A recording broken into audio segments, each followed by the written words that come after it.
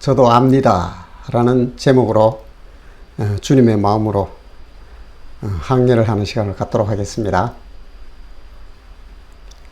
예, 여기에 나오는 두 인물이요, 허준, 드라마 허준이라고 1999년도에 MBC에서 방송되었던 사극입니다. 당시에 64%가 넘는 사극으로서는 정말 유례없는 그런 놀라운 시청률을 기록했었는데요. 여기에서 그 주제가 된다면 진정한 의사, 명의를 뛰어넘는 심의, 정말 마음이, 이거는 뭐 명의를 넘어가는, 마음이 정말 아름다운 사람, 그런 진정한 의사는 누구인가 라는 것이 이제 주제예요. 여기 이제 두 인물이 대비되면서 나오는데요. 바로 허준과 유도지라는 인물입니다. 유도지는 허준의 스승인 유이태의 아들이지요. 유이태가 정말 화타와 같은 명의잖아요.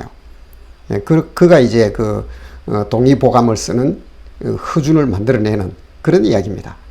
그런데 둘 사이에서 진정한 의사는 누구인가, 진정한 시민은 누구인가 라는 것을 이제 드라마가 아주 정말 드라마틱하게 보여주고 있거든요. 자, 여기에서 제가 이 몇 컷을 이렇게 가져와 봤습니다. 영상은 가져오려고 하니까 저작권 위반이 걸려서 그냥 스틸컷만 가져왔습니다. 여기에서 이 심의가 허준이 심의가 되어 가는 과정에 과거를 보러 가거든요. 여기까지 오는 것만 해도 우여곡절이었어요. 그런데 이제 과거를 보러 가는데 의과 시험이죠.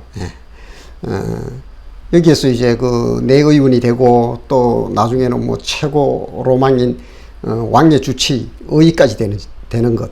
허준이 그렇게 됩니다. 그리고 정삼품을 받게 되죠. 그 과정에 이제 기다리던 자신은 이제 평민 출신이고 어려운 난관을 다 겪고 온 거예요. 그런데 이제 과거 시험 가는 중에 충북 진천에서 그만 일이 벌어집니다. 여기에 많은 의원들이 과거 시험을 보러 가며 의과를 보러 가면서 거기에서 쉬게 됩니다. 이 소식을 들은 충북 진천에 있는 많은 사람들이 때로 몰려오는 거예요. 아픈 환자들이. 그래서 이 환자들을 치료를 하게 되는데 다른 이제 의원들은 과거를 보러 가는 게 목적이니까 다 떠나갑니다. 결국 허준만 잡혀서 이 사람이 좋은 거예요. 이거 치료를 해야 되나 가야 되나 막 이런 갈등 속에 결국은 붙들립니다.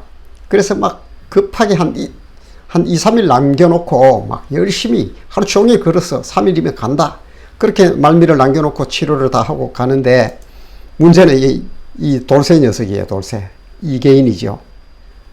자기가 지름길을 안내한다면서 앞장서 갔어요. 뭐 비몽사몽간에 허준은 따라가요. 그러다 정신이 번쩍 들어보니까 어느 산골짜기 들어가 있는 거예요. 이 돌쇠인데 착한 효자예요. 돌쇠가 자기 집에 그 허준이를 데리고 온 거예요. 자기 어머니가 돌쇠 어머니가 피를 토하며 죽어가고 있어요. 이때 이제 그 치료를 하고 거기서 도망도 못 가고 결국은 자신의 어떤 손가락을 잘라서 피를 가지고 어머니 입속에 넣어서 응급처치도 하고 하면서 이제 부자라는 약을 다려줍니다. 그래서 이렇게 먹이면 된다 하고 자기는 막 밤새 이제 그러면 한 이틀이면 간다는 거예요. 그렇게 떠나려고 하는데 가만히 생각하니까 이 부자라는 약을 다리고 있는데 약탕기를 보면서 저거는 돌쇠 녀석한테 맡기고 왔다가는 그냥 아무나 먹어서는 안 되는 거예요. 아무나 처방할 수 있는 게 아니고 다렸다 해도 그걸 보면서 이제 의사가 먹여야 되는 거예요. 우리말로. 그러니까 가도 못하고 나는 가구 보러 가야 돼. 아니 저 부자를 다리는 걸 내가 먹여야 되는데 왔다 갔다 결국은 거기서 다 먹이고 갑니다. 그래서 늦지 않도록 어떻게든 기어서라도 가보려고 달려갔는데 가보니까 벌써 시험은 끝나버린 거죠. 완전히 끝나버립니다. 그런데 그 유이태의 아들인 유도지는 거기서 좋은 성적으로 내의원에 합격을 하고 금의 한양을 하게 돼요. 금의 한양을 하게 되고 자기는 이제 개나리 보침만 메고 쓸쓸히 그냥 허준이는 이제 돌아옵니다. 그때 이제 이 소식을 유이태가 듣게 됩니다. 충북 진천에 사또가 전령을 보내는 거예요. 세상에 그런 의사가 어디 있냐. 당신 제자라 하더라. 허준이가 이 속내도 모르고요. 그러니까 유이태는 새로운 얘기를 들은 거예요. 아니 허준이가 시험을 못 봤다고? 자기 아들보다 더 아끼거든요. 그런 어떤 의사들 사이에서는 그런 게 있는가 봐요. 자기 아들이 그 내의원에 합격하고 왔다 그러니까 얼굴에 찻잔을 던지면서 너도 그 자리에 있었다며. 그러니까 나도 있었다는 거예요. 근데 유이태는 생각이 다르지요. 네가 거기 있었으면 정말 의사라면 그들이 아파서 그들이 살려달라고 고쳐달라고 바지가랑이를 잡고 늘어진데 너는 그걸 뿌리치고 가고 허준이는 결국 그걸 하다가 그 일을 하다가 과거도 못 봤단 말이냐. 분노하는 거죠. 유이태 인물이 어떤 사람인데 그 전곡을 보는 거죠. 이 과정이 바로 심의가 되고 정말 의사가 되느냐. 허준이는 제가 볼 때 허준이가 진짜 봐야 될 시험은 바로 충북 진천에서 그 사람들을 만나는 것이 허준이의 진짜 시험이 아니었는가. 사실 아프고 힘들고 고통스러워하는 그 백성들을 버려두고 가서 자기가 심의가 되고 공부에 들어가서 유능한 의사가 된다 한들 그게 무슨 의미가 있겠나요? 바로 그런 어떤 내용을 허준이라는 드라마를 통하여 보게 되는데요. 저 역시도 이 드라마를 보면서 뭐 오래됐지만은 이게 자꾸 생각이 가끔씩 나요. 이렇게 나는 혹시나 유도지처럼 그렇게 반드시 짚어야 될 것을 놓치고 있는 건 아닌가. 목회자라면 어떻게 살아야 될까, 어떤 길을 가야 될까 라는 그런 생각을 하게 됩니다. 이제 한 걸음 더 들어갑니다. 이 사건과 매우 닮은 선한 사마리아인의 비유, 잘 알고 있는 내용입니다. 율법 교사라는 사람이 당대에 가장 많은 관심을 받고 있는 예수님을 찾아갑니다. 뭔가 하나 더 받아두고 싶은 것 같아요. 그래서 그가 묻습니다. 하나님의 계명 중에 가장 큰 것이 무엇입니까? 예수님이 말씀하시죠. 내 몸과 마음과 뜻과 힘을 다하여 하나님을 사랑하고 둘째는 이와 같으니 내 이웃을 내 자신처럼 사랑하라는 거예요. 그러니까 앞에 거는 자기가 율법 교사는 바리새인이거든요. 자기가 이제 그건 다 지켰다는 거예요. 사실 이 사람들은 율법적 조항은 참 잘 지킵니다. 마음이 빠져 있을 뿐이지. 그래서 그건 잘 지켰으니까 자기가 다시 묻습니다. 그럼 내 이웃이 누굽니까? 이 사람들이 규정하는 이웃은 율법 교사들 같은, 그리고 유대인 중에 경건한 사람들이 자기들 이웃으로 규정되어 있어요. 고아와 가부와 뭐 세리와 창기 이런 사람들은요, 절대 그건 저주받은 사람이지 자기의 그 이웃이라고 생각 안 하는 사람들이거든요. 그렇게 살아왔으니까 그렇게 생각했는데 예수님이 말씀하는 거예요. 한 사람이 강도를 만났어요. 그런데 제사장도 그냥 가고 레위인도 지나가는데 이 사마리아 사람 취급 못 받아요. 왜냐하면 아수르에서 사마리아를 점령한 후에 다민족들을 막 집어넣어서 섞어나가 막 혼혈민족이 됐기 때문에 사람 취급을 안 합니다. 이 유대인들은요. 이 사람이 세 번째로 지나가면서 이 사람을 다 치료를 해주고 데리고 나귀에 태워서 주막으로, 그 여관이죠. 오늘로 이야기하면 또 뭐 치료받을 수 있는 곳이죠. 거기서 숙박도 하며 병원이에요. 데려다주고 카드 주면서 이걸로 결제해라. 모자라면 내가 돌아와서 다시 나머지 하겠습니다 하고 갔다는 거예요. 이 중에 누가, 네 생각에는 이 세 사람 중에 누가 강도 만난 자의 이웃이냐, 이렇게 묻는 거예요. 뭐 사마리아 사람이죠. 아무 말도 못합니다. 선을 베푼 자니이다. 사마리아라는 말을 올리기 싫어서 그런 말을 합니다. 예, 제가 볼 때 이 제사장 레위인은 오늘 어쩌면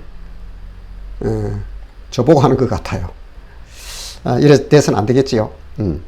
그래서 제가 이 사건이 이 제사장과 레위인이라는 종교적 기득권자들, 이들이 율법을 어떻게 알고 하나님을 어떻게 섬겼길래 예수님이 말하는 사마리아 사람하고 정반대의 길을 가고 있을까요?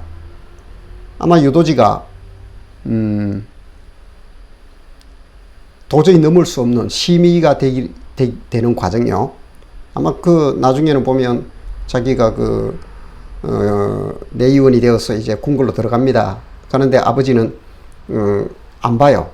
그 과거 사건 후에 되게 뭐라 그러거든요. 그러니까 자리를 박차고 아버지하고 아들과 부자지간에 연도 끊는다면서 갑니다. 예, 물론 뭐 유이태가 좀 고집 피우는 것도 있지만은 결국 그 길을 선택하는데, 자, 그런 어떤 해석의 틀을 가지고 허준이 이해가 될까요? 지금 이 사건이 왜 닮았냐면 이 선한 사마리아인의 비유, 이것이 바로 율법이에요. 이 사람은 이미 율법을 글쎄요 실천하며 그렇게 사는 사람 아닙니까? 근데 그걸 독점한 제사장과 레위인은 아이고 나는 바빠 하면서 팽개치고 예배드리러 가고, 난 제사장은 그 할 일이 많잖아요. 레위인도 오늘날 교회 안에 집사나 좀 되겠지요. 목회자나 뭐 할 일이 많다는 거예요. 가서 예배드려야 돼.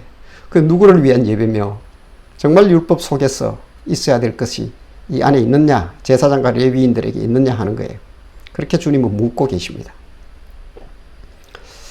예, 그와 이제 그 비슷한 사건이 여기 또 나오는데요. 성령의 감동으로 바울이 예루살렘을 간다는 거예요. 성령의 감동과 바울의 예루살렘 행, 이게 대비가 됩니다. 예, 이게 한번 보겠습니다. 성령을 거스르는 바울, 두로의 제자들이 바울을 만류하다. 이 두로에는 그 제자들이, 바울의 제자들이 있었습니다. 아마 이 사람들이요, 그 바울 서신의 영향을 받았거나 아니면 스데반 집사가 순교를 당할 때 뿔뿔이 많이 흩어지거든요. 그때 그들이 가서 있던 제자 그룹들이 만들어지지 않았는가 하는데요.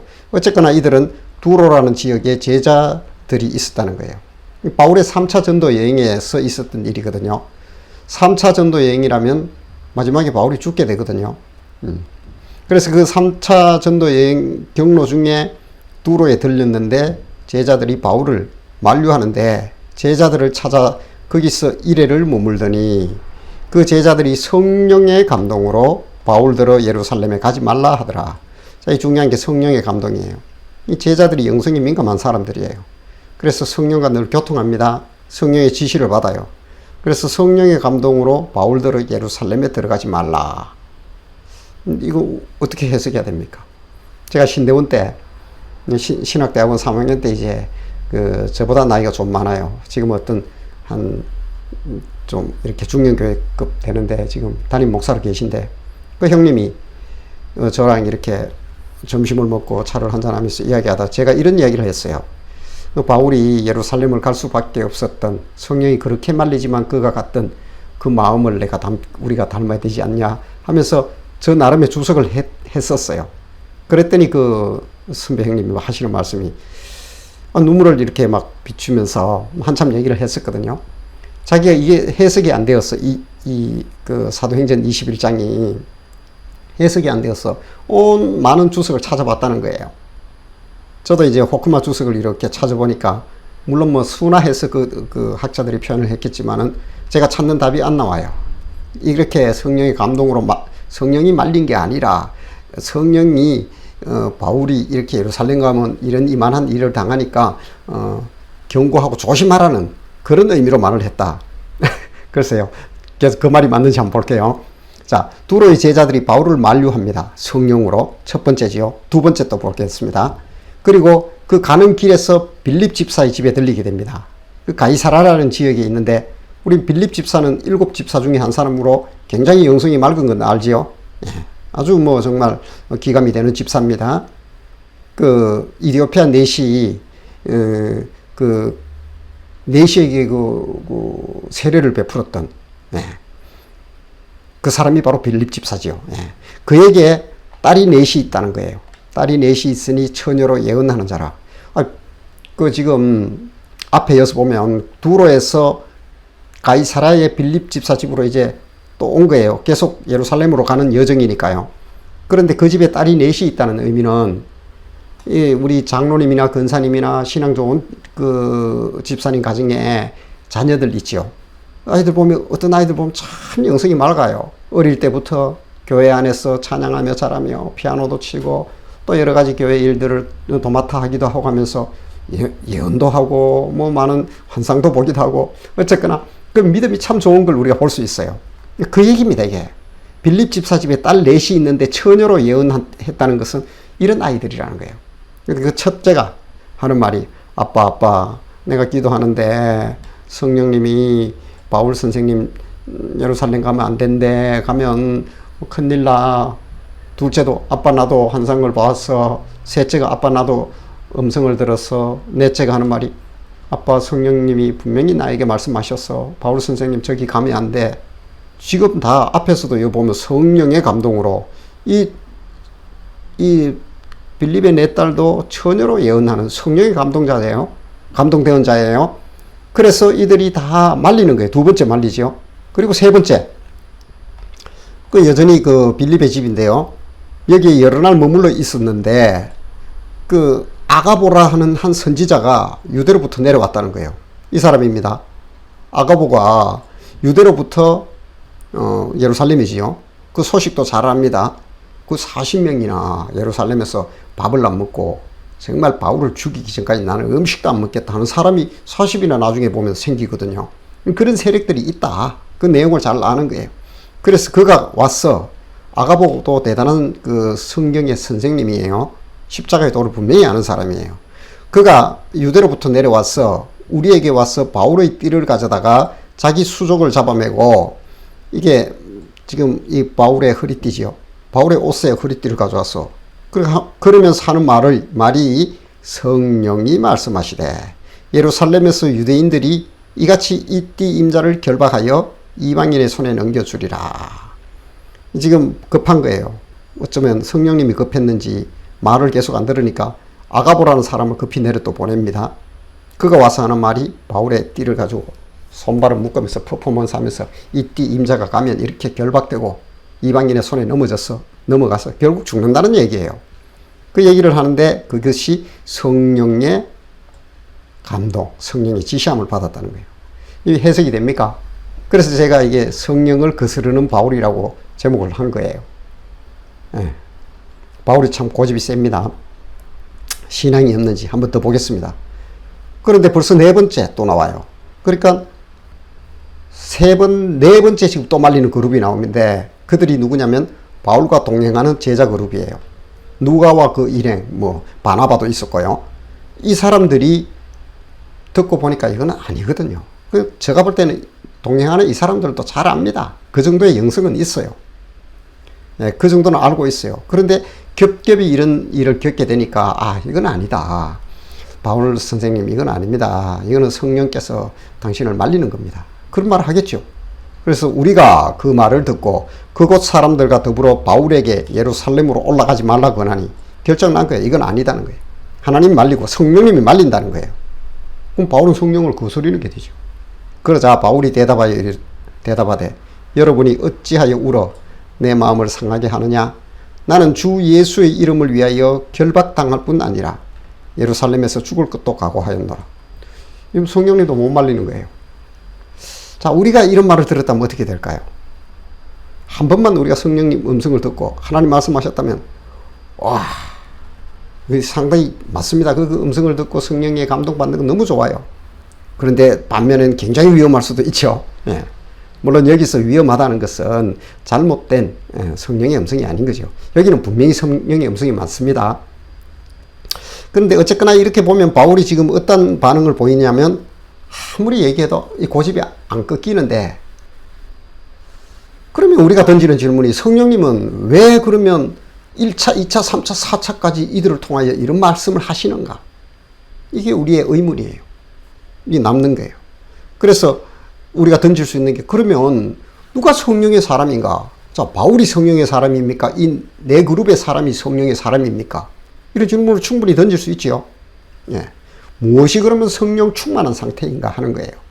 자, 여기서 보니까 성령의 사람 바울이라고 제가 해놨는데요. 자, 성령의 감동으로 바울의 예루살렘 행을 막았던 사람들과 제자들이 네 그룹이 있습니다. 그런데 그들과 바울의 차이점은 그럼 무엇일까? 이런 거예요. 자, 바울도 사실은 이거 모를까요? 제가 제목을 저도 압니다 라고 한 거예요.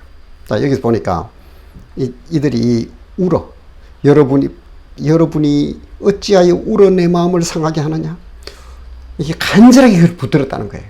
그래서 바울이 안다, 알아.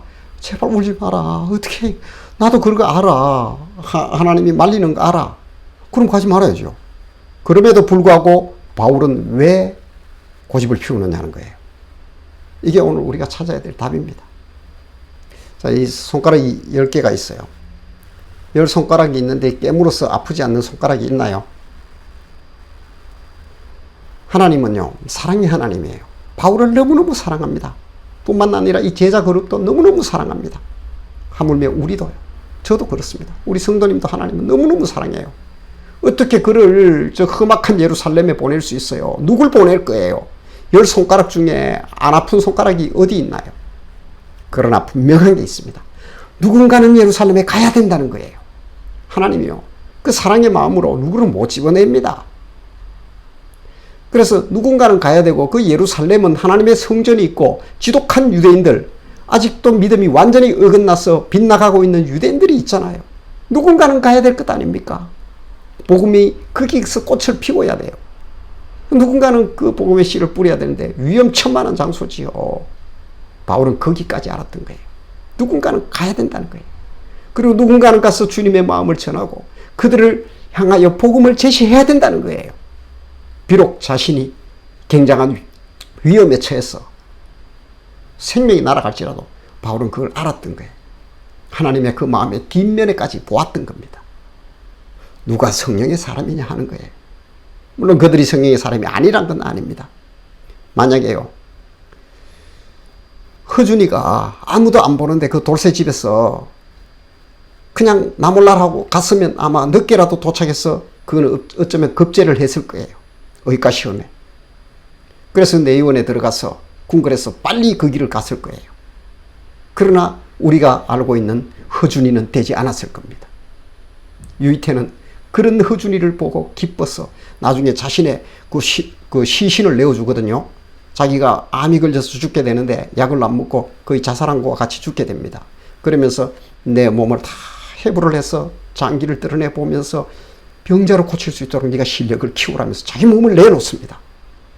그 왜 내놨을까요? 정말 그 스승의 그 마음의 깊은 것까지 알고 사람을 사랑하고 생명을 사랑하는 허준을 알았기 때문에 그랬던 겁니다. 하나님은요, 우리를 자녀 삼으셨어요.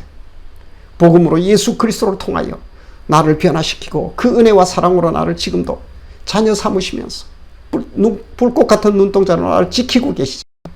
그런데 하나님의 그 마음의 뒷면에는요, 누군가는 가서 그 일을 해야 돼요. 저를 부를 때도 어쩌면 하나님은 개척을 누군가는 해야 되는 거예요. 누가 합니까? 저도 충분한 항변도 있을 수 있겠지요. 물론 제가 뭐 그 길을 잘 걸어왔다 그런 건 아니에요. 하나님의 마음은 이 땅에 있는 많은 사람들에게 있는 거예요. 그들을 불러낼 누군가가 필요한 거예요. 주의 종이 되어서 그 길을 가야 될 사람이 있다는 거예요. 바울이 그걸 알았던 겁니다. 내가 가겠다는 거예요. 그래서 주님은 한쪽 마음에서는 쓰라린 그를 사랑하는 마음이 겹겹이 자꾸 말렸던 거고, 한 면에서는 바울은 그까지도 알고 주여 내가 가겠나이다 하면서 고집을 피웠던 겁니다.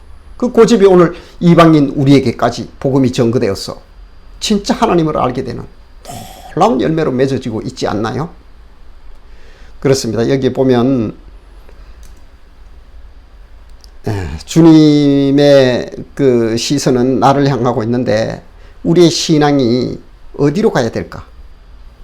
예수 그리스도를 주님으로 섬기며 살아가는 나는 무엇을 추구하며 무엇을 바라보고 있느냐 하는 거예요.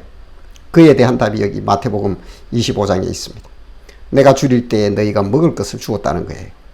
주님이 말씀하시지요. 내가 줄일 때 너희가 먹을 것을 주었고, 목마를 때에 마시게 하였고, 나그네 되었을 때 영접하였고, 헐벗었을 때에 입혔고, 병들었을 때에 돌아보았고, 옥에 갇혔을 때 와서 보았다. 허준이가 그 병든 자들을 보고 있을 때 그런 마음이 우리 믿음의 사람에게 있어야 된다는 거예요. 하나님의 그 율법과 법이 나를 정말로 지배한다면 내 삶의 일관된 방향은 한결같이 복음이 정말 삶을 지배하는 그런 삶이 된다는 것. 그것이 어떤 형태로 나타날지는 성도님들이 더 잘 알 거예요. 그리고 그 길을 걸어가시면서 그 흔적들을 통하여 주님을 보여주는 것이 성도의 삶입니다. 나도 안다는 거예요, 바울도. 누구도 바울이 만약에 예언을 했으면 더 정확하게 예언을 해서 그 예루살렘 행을 막았을 거예요. 자기도 그 자리라면. 그러나 누군가는 가야 된다는 거예요. 저는 그래서 우리 성도님들께 도전합니다. 정말 내 신앙이 무엇인가? 내가 하나님의 자녀인가? 정말로 그렇다면 나는 어떠한 삶으로 주님 앞에 나가야 되는가? 여기서 말하는 삶이란 것은 도덕과 윤리적인 삶이 절대로 아닙니다. 복음이 지배하는 삶. 그렇다면 내 삶은 정말 그리스도인다운 그리스도의 향기가 나올 겁니다. 저는 우리 교회가 그 길을 걸어왔고 걸어가고 있고 또한 성도님들도 그 길을 걸어가고 그 자리에 이르는 우리 모든 성도님들이 되시기를 주님의 이름으로 축복합니다.